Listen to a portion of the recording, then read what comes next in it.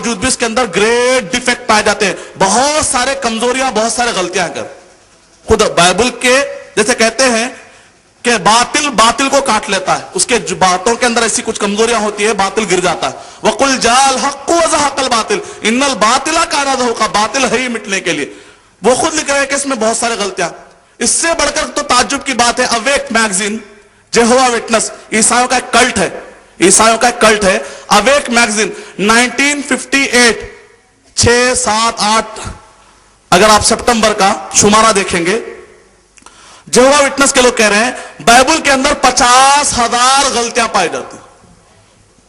جس قوم کو بھی تو یہ پتا نہیں کہ عیسیٰ علیہ السلام عبرانی زبان میں بات کرے یا سریانی زبان میں بات کرے، ان کو ابھی زبان کا ہی پتا نہیں ہے، تو پھر بائبل محفوظ ہے کیسے مان لیں؟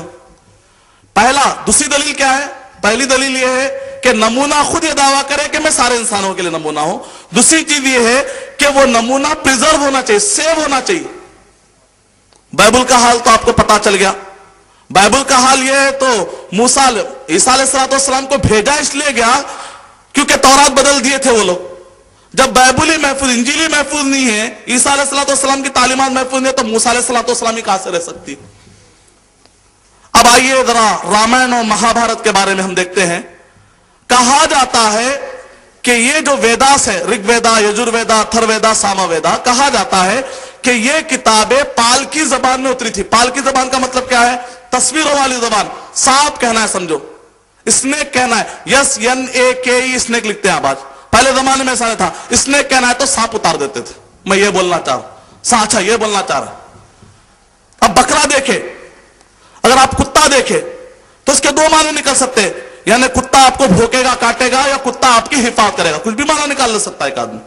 اسی وجہ سے کہتے ہیں تصویر والی زبان میں دو معنی نکل سکتے ہیں۔ تو سب سے پہلے جو مذہبی کتابیں اتری تھی تو پال کی لینگویج میں اتری تھی، بعض کہتے ہیں نہیں سنسکرت زبان میں اتری تھی۔ پھر ان سے پوچھا گیا اچھا کب کا واقعہ ہوگا؟ تو ہندوستانی کہہ رہے ہیں، یورپ کے لوگ کہتے ہیں کہ یہ 3,500 پہلے اتری تھی۔ کیوں ہندوستان والے نہیں کہہ سکتے بات؟ نہیں، یورپ کے لوگ آ کے ہڈیوں کو انہوں نے جانچ کر دیکھا تو لگتا ہے کہ 3,000 سال پہلے کا واقعہ ہوگا۔ تو پھر یورپ کے دوسرے لوگ کہتے ہیں یہ سب متھ ہے، ایسا کچھ تھا ہی نہیں، یعنی کہ پریزرو بھی نہیں۔ لیکن الحمدللہ قرآن مجید کے بارے میں اگر آپ دیکھیں گے، حضرت عثمان رضی اللہ تعالیٰ عنہ کے زمانے میں جو قرآن مجید کا نسخہ ہمیں ملتا ہے، اس کو لے جا کر اس سے ٹیلی کر لیجئے، ایک حرف کا بھی فرق نہیں ملے گا۔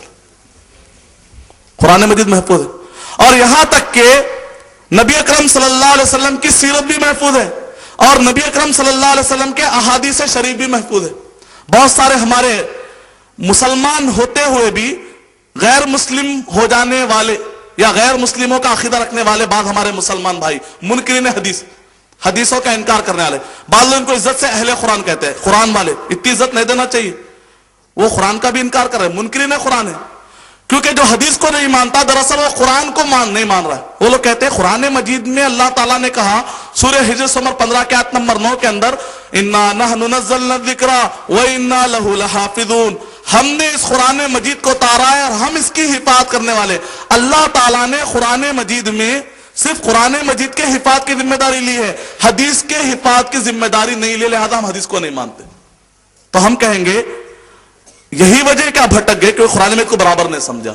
کہا قرآن مجید میں، کہا قرآن مجید میں نہیں ہے۔ میں نے کہا قرآن مجید میں بھی خود حدیث شریف کی حفاظت کی ذمہ داری کا اللہ تعالیٰ نے وعدہ کیا ہے۔ آپ اس لیے بھٹک گئے چونکہ آپ قرآن مجید برابر پڑھے، اس وجہ سے بھٹک گیا۔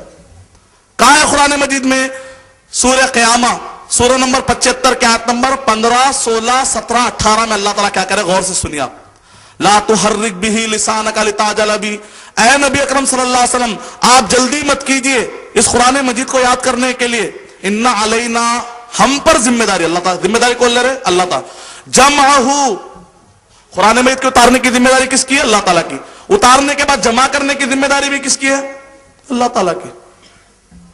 آپ تعجب کریں گے، سب سے پہلے قرآن مجید کو پرنٹنگ کی شکل میں لانے والے عیسائی ہیں، مسلمان جا کر پرنٹ نہیں کرے۔ اللہ تعالیٰ اگر مسلمان پرنٹ کرنے کے لیے آگے نہیں بڑھیں گے تو اللہ تعالیٰ یہ کام کسی سے بھی لے لیں گے۔ بلکہ ہارون رشید کے زمانے میں ایک کاتب تھا جو کہ قرآن مجید اچھے طریقے سے لکھتا تھا۔ کئی ایسے بھی آپ کو کاتب ملیں گے جو قرآن مجید کو انہوں نے لکھا ہے، اللہ سبحانہ و تعالیٰ کسی کی بھی ہمیں سے ضرورت نہیں۔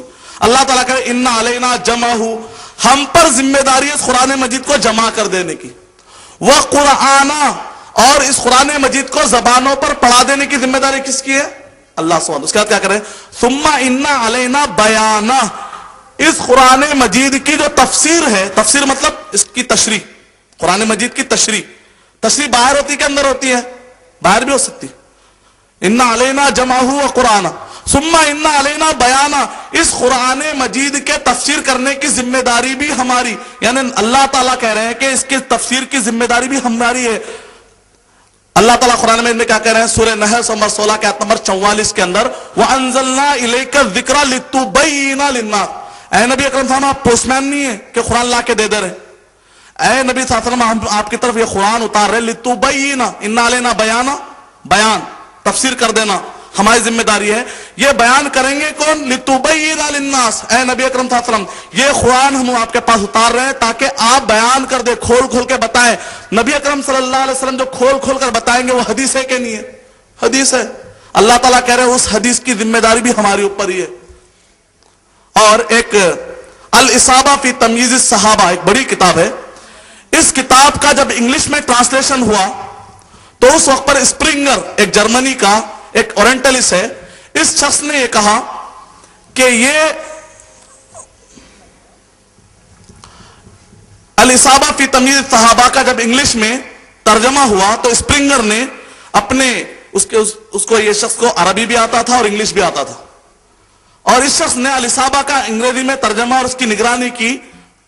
اس کے اندر راویوں کا ذکر ہے، الاصابہ کے اندر محدثین جو راوی بیان کرتے ہیں، حدیث کی حفاظت کرے جو راوی ہیں، اس کے پریفیس کے اندر اسپرنگر کہتا ہے مسلمانوں کو یہ حق پہنچتا ہے کہ وہ جتنا چاہے فخر کریں اپنی تاریخ پر، کیونکہ حضرت محمد مصطفیٰ صلی اللہ علیہ وسلم کی سیرت، ایک شخصیت کی سیرت کو محفوظ کرنے کے لیے مسلمانوں نے 5 لاکھ راویوں کی زندگی کو محفوظ کر لیا۔